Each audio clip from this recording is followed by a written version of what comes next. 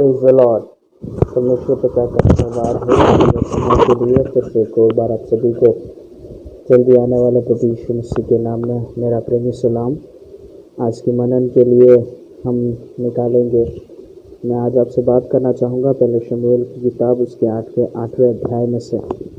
इससे पहले मैं आपको बताना चाहूँगा कि हम एक ऐसे संसार में जीते हैं जहाँ पर हमारे पास बहुत सारे विकल्प हैं, बहुत सारे ऑप्शंस हैं हमारे सामने। हमको चुनने के लिए दिया जाए, अगर इन बातों में से चुनना है तो हमको बहुत सारे ऑप्शंस हैं हमारे सामने। हम कई बातों को चुन सकते हैं।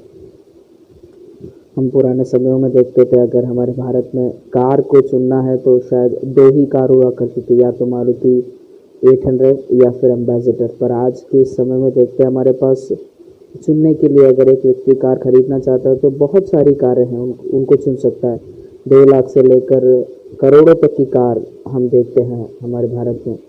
उसी प्रकार चुनना वो हमारे ऊपर है, हम किस बात को चुनते हैं, हमारे ऊपर है हम क्या चुनते हैं। और इसी बात को हम परमेश्वर के वचन में भी देखते हैं। कई बार हमारे सामने भी, हम परमेश्वर के लोगों के सामने ये मौका आता है या फिर ये अवसर आता है कि वो किस चीज़ को चुने, वो क्या चुने।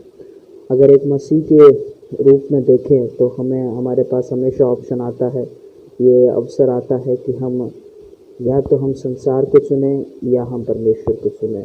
हम किसको चुनते हैं, या परमेश्वर को चुनते हैं या संसार को। हम यहाँ पर देखते हैं 8वें अध्याय में हम देखते हैं इसकी पृष्ठभूमि कुछ इस प्रकार है कि इज़राइल राज्य में जो है ढंग से न्याय करने वाला कोई नहीं था। न्यायों का समय समाप्त हुआ जा रहा था और न्याय करने के लिए कोई नहीं था।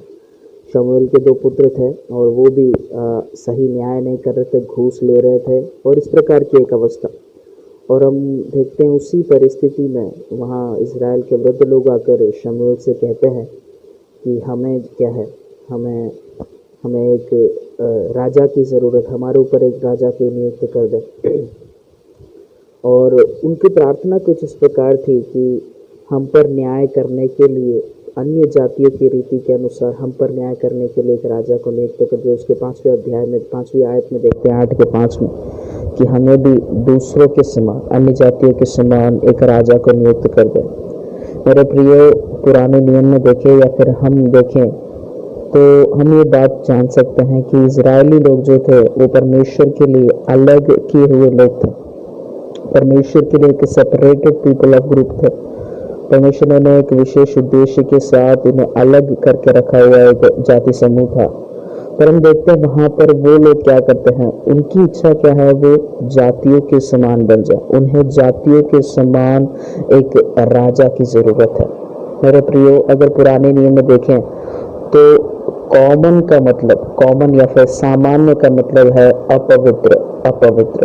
अगर हम सामान्य हो जाते हैं, अगर हम दूसरों के समान, संसार के समान हो जाते हैं तो हम अपवित्र हैं, या फिर हम परमेश्वर के बुलाए हुए उद्देश्य से, योजना से हम भटक जाते हैं।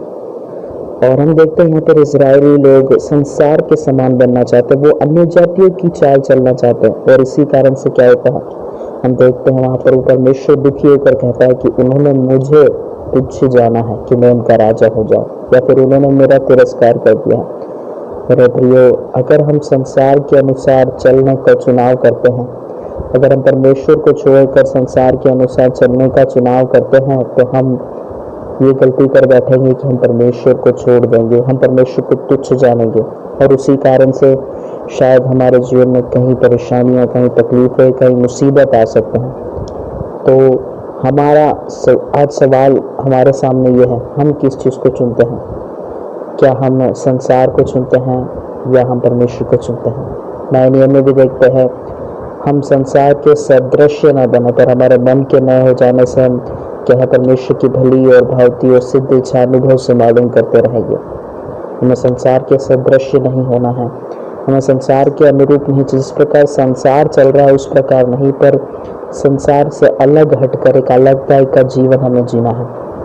हमें दूसरों को देखकर दूसरों के समान बनने की कोशिश नहीं करना है, पर जिस प्रकार परमेश्वर ने जो हमारे लिए स्टैंडर्ड सेट किया, जो प्रोटोकॉल हमारे लिए परमेश्वर ने सेट किया है, उसके अनुसार हमें जीने की ज़रूरत है। तो इन दिनों में हम अपने आप को तैयार करें, हम कोशिश करें कि प्रभु हम आपको चुनने पाएँ, हम आपकी बातों को चुनने वाले लोग हो जाएँ।